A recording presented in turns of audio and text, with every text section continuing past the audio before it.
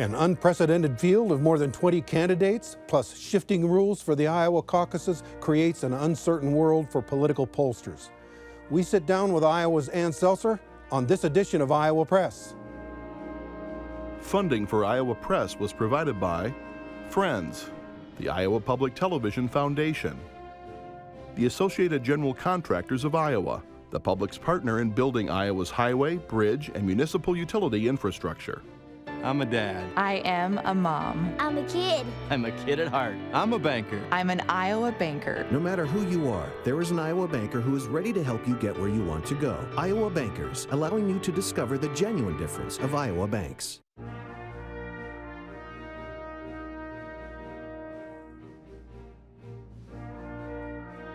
For decades, Iowa Press has brought you politicians and newsmakers from across Iowa and beyond.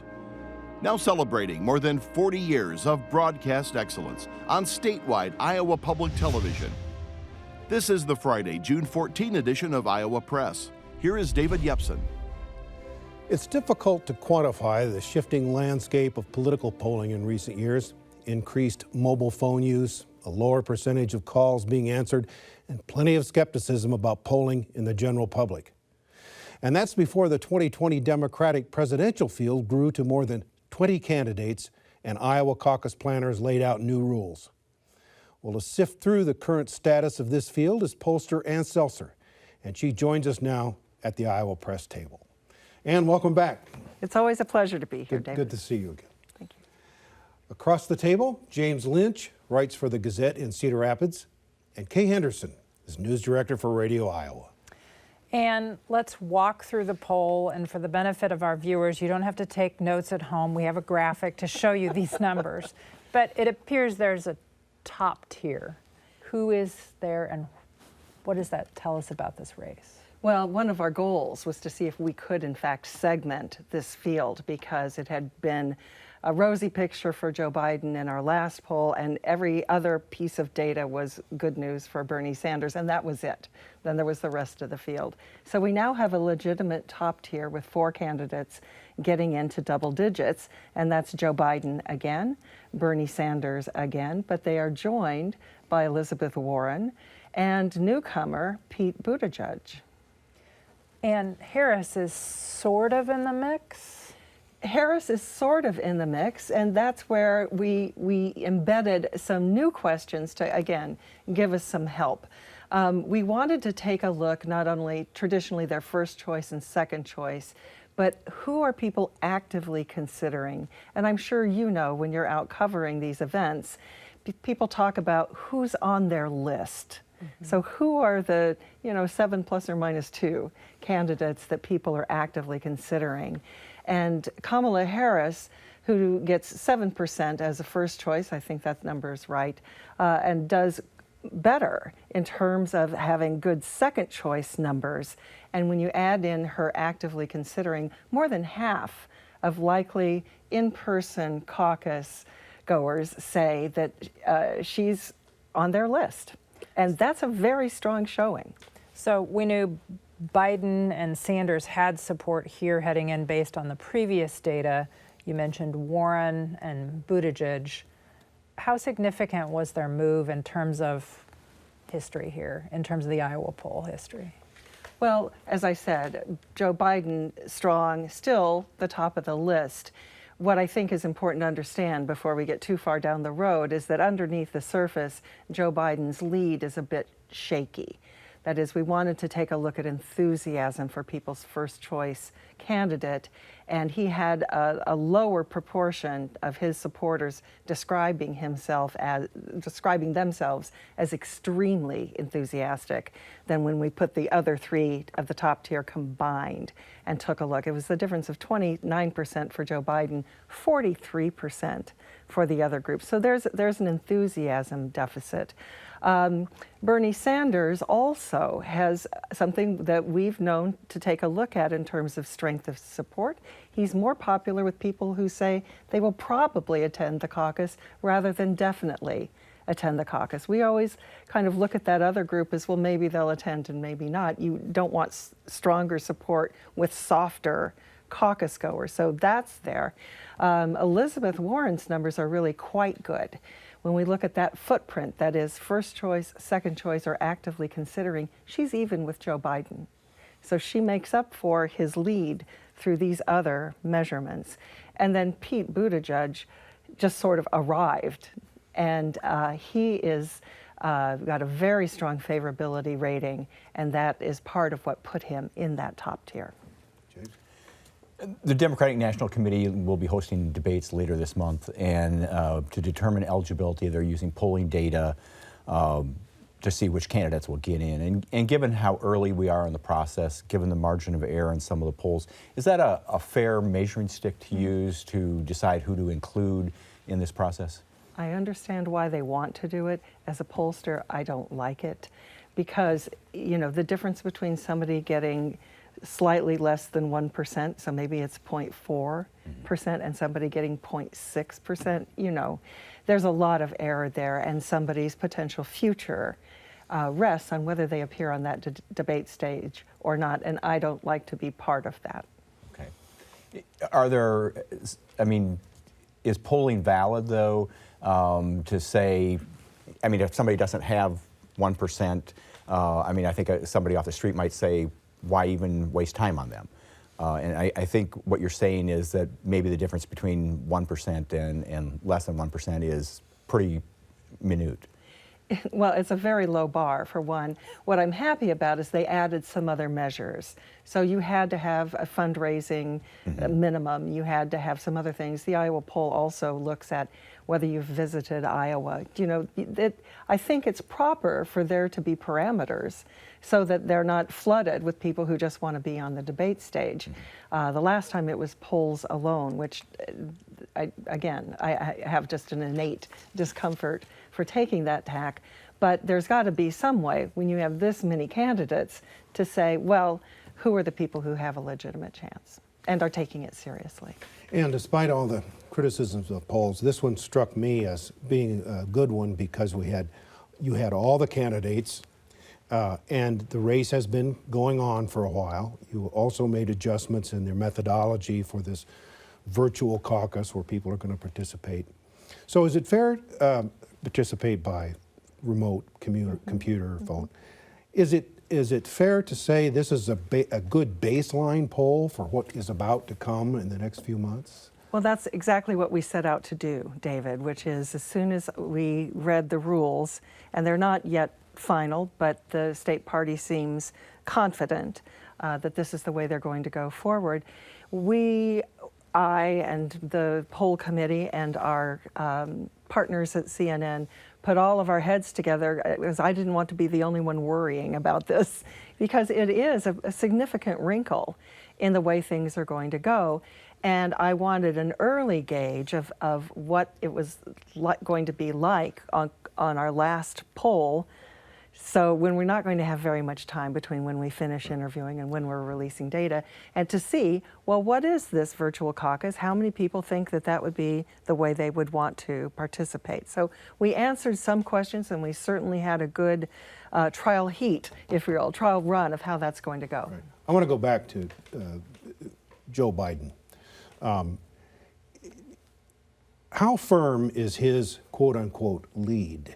I look at that and people are talking about, hey, he's the front runner and 24%. And to me, that says 75% of the likely Democratic caucus goers want somebody else. Is that really all that strong?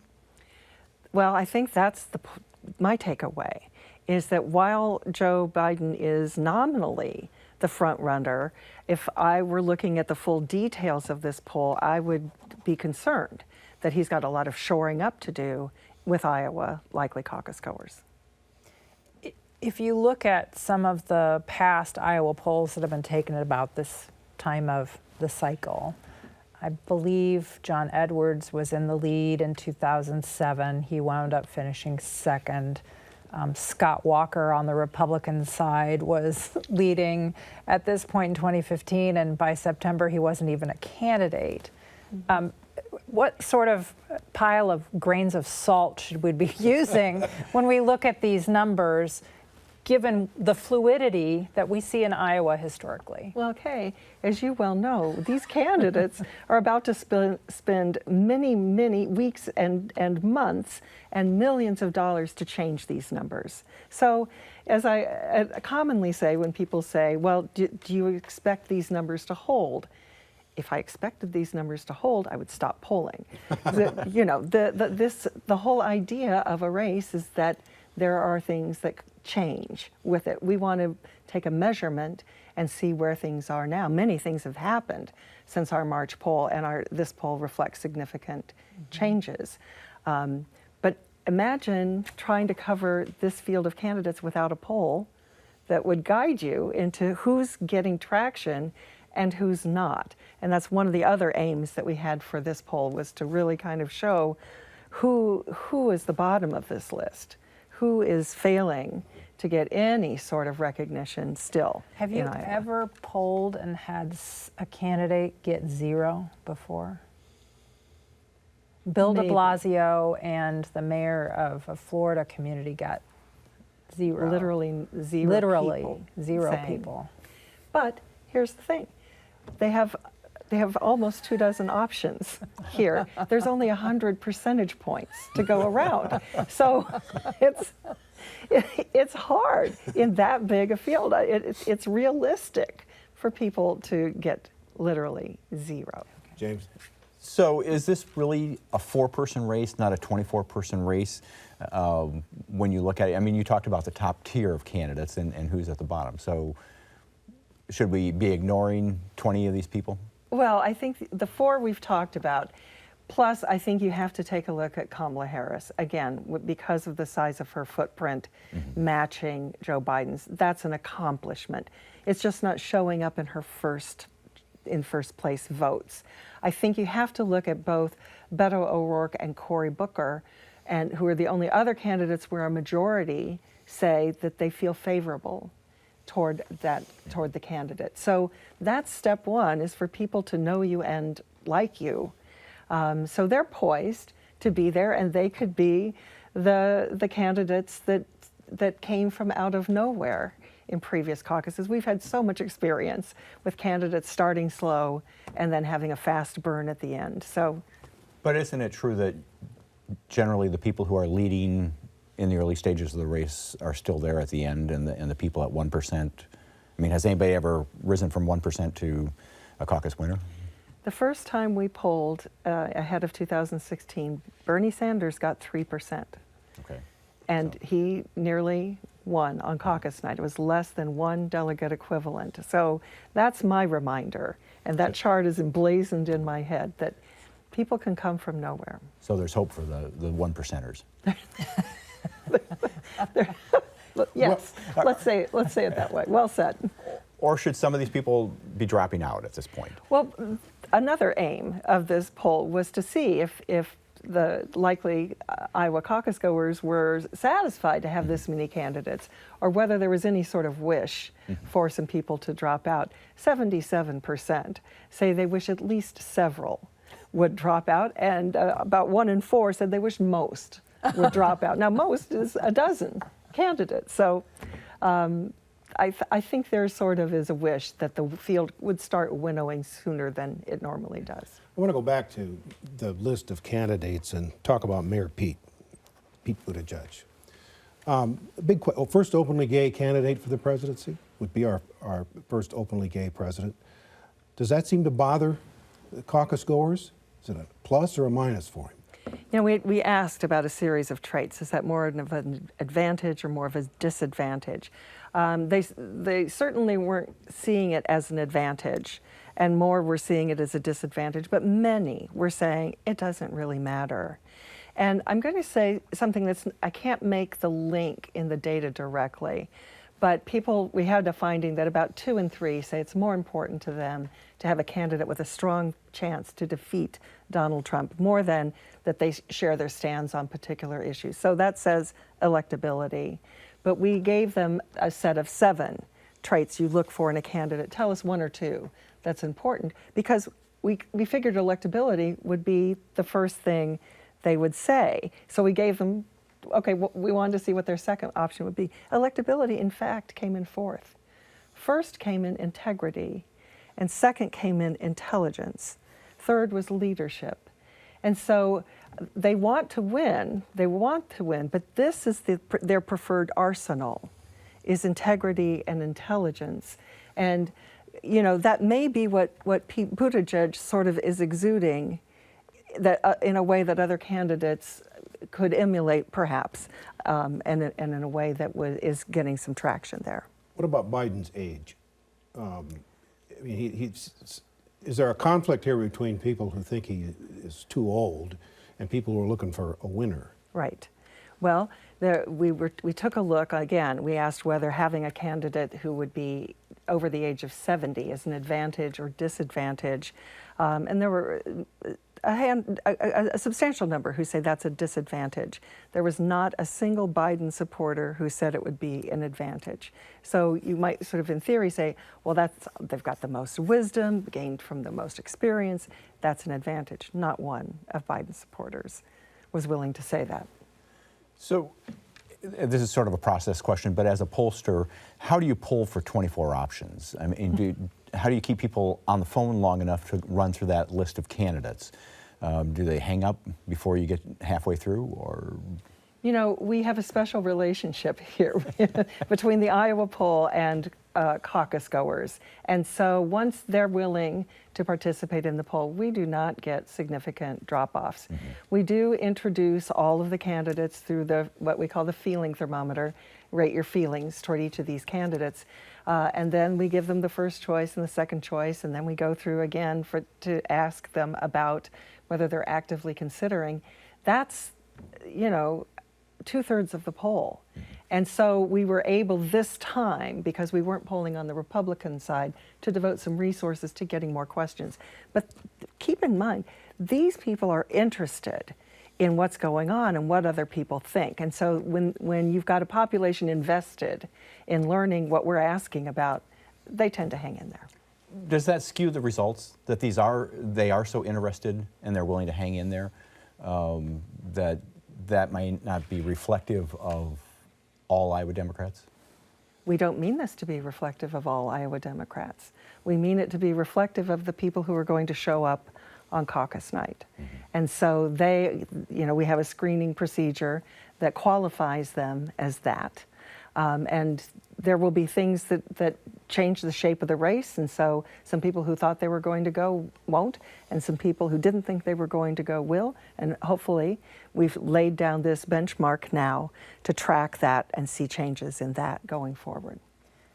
You mentioned that you asked a question about age, you asked a question about abortion and some of the other issues that are roiling through the electorate. Did any of those responses surprise you? Because the age thing seemed to have some sort of interesting crosstabs, if you will. I think we asked about key issues and whether you considered them a must-have in order to support the candidate. There were 3 where a majority said they were must-have, and one was a woman's right to choose abortion, and nearly as strong was climate change? Was climate change, thank you, and seeing it as the greatest threat to humanity. I mean, it was a strongly worded position, and yet very strong there. And then the third was restoring the ban on assault-style weapons, that those 3 were there. And some of the other issues that you hear talked about a lot, Medicare for all, the Green New Deal, others didn't hit that mark. So I do think there was a fair amount of learning about issues. You, though, asked about age, and you have 3 candidates above the age of 70, if my calculations are correct. And then you got an interesting result, right? In that, help me out, Kay. Where are you? So you had people say age is kind of an issue for me, and then you had an equal number of people say, but I like the 70-year-olds. Right? We had a strong showing by a couple of three 70-year-olds. Yeah. I think the question is sort of saying, is there some advantage to it, or does it give you cause for concern? any candidate that ends up with a nomination is going heads up against a candidate who's also over the age of 70. So that may sort of level that playing field. Shifting gears real quickly for a moment, we're coming up on the 2020 census, and being in the polling business, just wanted to ask you your thoughts about asking a citizenship question, whether that's going to change the outcome and what impact it might have on the outcome. Well, I'm a member of the American Association of Public Opinion Researchers, which is the trade association for pollsters. Our motto is, hey, if we want your opinion, we'll ask for it. And that organization has taken a very strong stand about not including the citizenship question. And the reason being is we want census data to be as complete as it can possibly be. And the Census Bureau ran tests to see what would happen with that question included and with it not included. And there's no question that there is a drop-off of participation. You know, our numbers are helped along by comparing them to census data and making adjustments where necessary. And if that data is fundamentally flawed, you know, we all lose. So that's the position of the association. I'm a member in good standing of that association. I support that position. Okay. Back to the caucuses. On caucus night, Democrats will announce delegate equivalents, caucus math, and then they will also announce raw votes. So as a pollster, how do you decide the value of this second and third choice question that you make, given the fact that when those raw votes come out, people are going to say the person who had the most votes won the thing? You know, we've had endless discussions about exactly this. This is the first time in our poll we've ever paid attention to doing something that would look like delegate equivalents. And that is because this virtual caucus is going to be made to look, they're going to represent 10% of the delegate equivalents on caucus night. And we figured out a mathematical way to make that happen with our data. So Better you than me on the math part. It wasn't obvious, let's just say. It took some work. So what it came down to is that the first number out, I'm told, will be the delegate equivalents. And so to sort of not have something that looks like that and to wait and wait and wait and wait, which could be hours before the raw totals are released for the initial preference for the people who caucused on caucus night and for the people who participated virtually. We're going to have numbers that match up with all of this. Well, we're not going to have numbers that match up with the final preference. That's not something we can measure. We can only measure how they tell us they intend to cast their preference. This is confusing for everybody, and I'm sure a lot of our viewers are scratching their head because it's new. First of all, you have this virtual caucus, which is an equivalent to an absentee vote. It's designed to allow more people to participate. People will sign up and then they will go online and vote. You looked at who those people are. How do they differ from the people who are telling you they're going to be at the caucus? Yeah, that's a very good question. I want to make clear that it's not like an absentee vote in that you don't do it on your own time. That you go to a session and it will be run like a caucus. So there will be the message from the party chair. It will be a time commitment. It will just be one that you register for and get locked in. So a lot of people don't understand virtual caucus, and they understand the concept of absentee, and that you do not have to be but at the you do not have to be at a particular place. You do have to be at a certain time. Okay. But your question was about differences between virtual caucus goers. Right. So they are younger. They are less experienced. They're about more than 50% say this would be their first caucus. They are less likely to hold a college degree. So they're demographically different. In their choice for who was their first choice, they were more Biden than the people who said they were going to show up on caucus night. So among the caucus night people, he got 23%.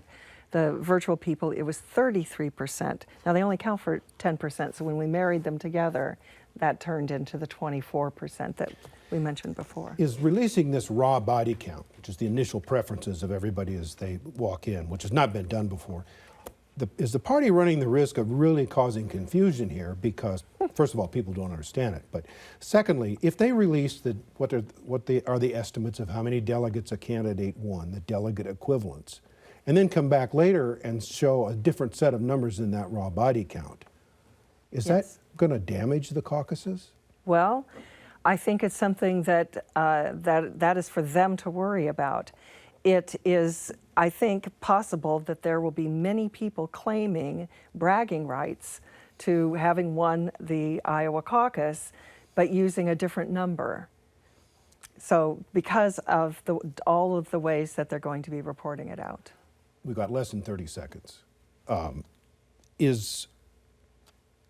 big a caucus turnout will there be? Well, David, I have a crystal ball collection, but so far none of them has revealed that to me. I think with this many candidates, with the enthusiasm from the midterms, with the interest in defeating President Trump, I think it will be historically big. How big, I don't know. And thank you for being with us again. My Always pleasure. a pleasure. Thank you. And thank you for joining us. We'll be back next week for another edition of our Iowa Press at regular airtime, 7:30 Friday night, noon on Sunday, and anytime at iptv.org. So for all of us here at Iowa Public Television, I'm David Yepsen, and thanks for joining us today.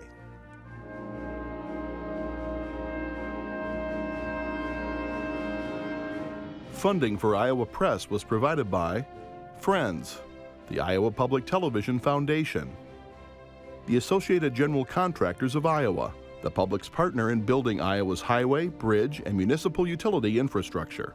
I'm a dad. I am a mom. I'm a kid. I'm a kid at heart. I'm a banker. I'm an Iowa banker. No matter who you are, there is an Iowa banker who is ready to help you get where you want to go. Iowa Bankers, allowing you to discover the genuine difference of Iowa banks.